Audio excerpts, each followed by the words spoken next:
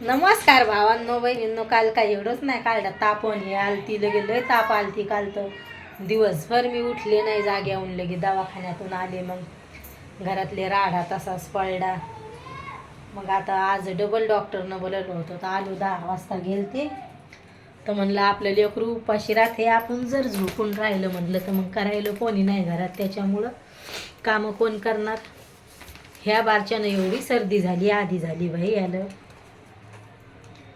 आता भैयाला थोडंसं बरं वाटले. असे हातपाय पाय सुचतेत, मैन दुखतेत. आज इंजेक्शन दिलं त्या डॉक्टरनं.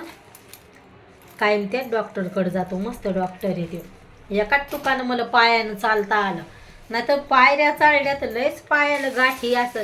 मी तर म्हणते लय दुखत राहतेत बापा माहिती पाय, काहून दुखतेत. पण दुकानात सुद्धा जाऊ वाटत नाही, दूध आणायला सुद्धा जाऊ वाटत नाही मला, असं होतं. चिठ्ठी न्यायचं ध्यानच नाही. डॉक्टर म्हणे पण ओळखीचं आहे तर काय नाही म्हणे, घरी जावं लागेल का लय लंब आहे. जर पेशल ऑटोन याला तर येणं जाणं 200 रुपये लागते. एकीकडचे 100 आणि एकीकडचे 100. पण घरचं असल्यामुळं काय नाही. दवाखान्यातून आलो तरी पण भाजी बनवून गेलती मी. म्हणलं आपलं लेकरू उपाशी राहते. मग तिथून आले तर दाजी म्हणे माझ्यासाठी भात नाही बनवला का. मग भात बनवला. पीठगीट भिजून गेलते, बरं वाटो नाही वाटो. आता घरी कोणी करायलाच नाही तर कसं पण केलं. आता ह्या गोळ्या औषधी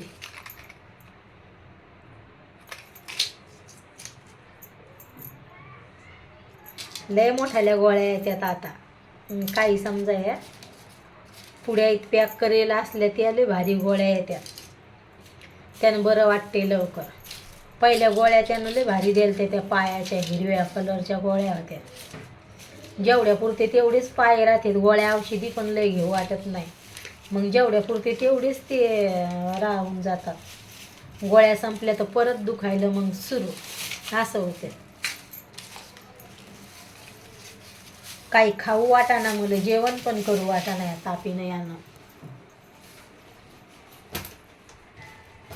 मग दाजी म्हणे पपई घेतो म्हणे. तर आणि चिक्कू तर लय आणायचे सारखे, तर चिक्कू आता खाऊ वाटाना. म्हणलं घेऊ नका चिक्कू. मी सफरचंद हे पण खाऊ वाटत नाही. लय आणत राहिलं फळं सारखं, तर मग ते पण खाऊ नाही वाटत. ते लय नादे फळं आणायचा, स्वतः खात नाहीत पण लय आणतात. आता ही म्हणलं थोडीशी कच्ची घ्या म्हणलं, मग 2-3 दिवस राहिली पाहिजे अशी पपई. भैया काय खात नाही, आम्ही दोघंच हे खायला. आणि ही पिवळी घ्या म्हणलं, मस्त पिकलेली घ्या. बाबाच्या दारी पपायाचे झाडं उगले होते, म्हणजे उगले नव्हते, पपाया खाऊन मग फेकल्या होत्या. तिथं आपल्या गावाकडे मोकळी जागा असती, मग फेकल्या होत्या व्या. मग लय भारी पपाया उगल्या होत्या, पण आईनं लय उपटून फेकल्या.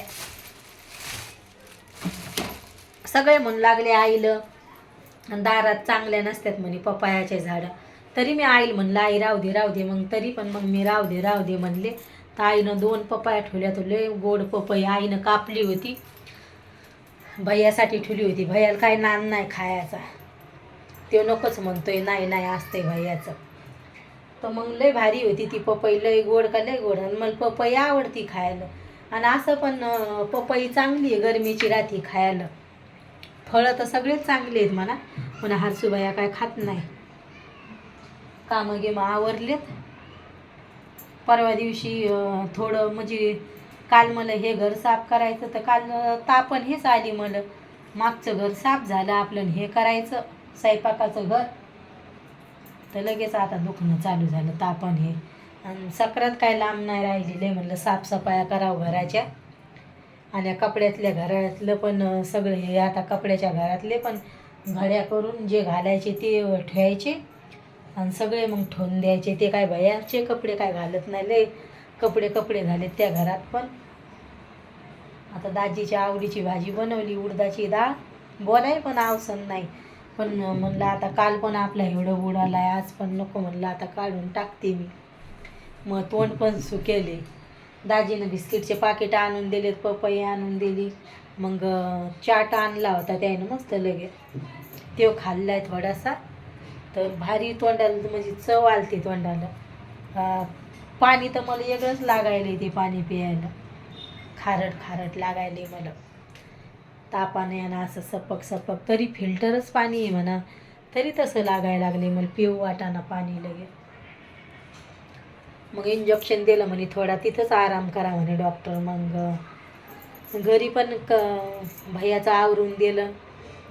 आज भैयाला काय नाश्ता पण नव्हता बनवला, थोडासा चिवडा दिला तर तो म्हणे मम्मी मला खाऊ वाटाना असं म्हणे. आज मला बरं वाटत नव्हतं. आता उद्या दाखवेन मी, पेटीकोट आणलेत मला, म्हणलं आता लय टाईमपास होतोय तर उद्या दाखवेन मी. 7 पेटीकोट आणलेत तर उद्या दाखवते तुम्हाला साड्यावर. तर दाजी म्हणू लागली एवढे कशाला घेते म्हणे, नुसत्या साड्या घेते म्हणे, पेटीकोट घ्या हे घ्या ते घ्या म्हणे, तरी पण तो घालत नाही म्हणे साड्याने.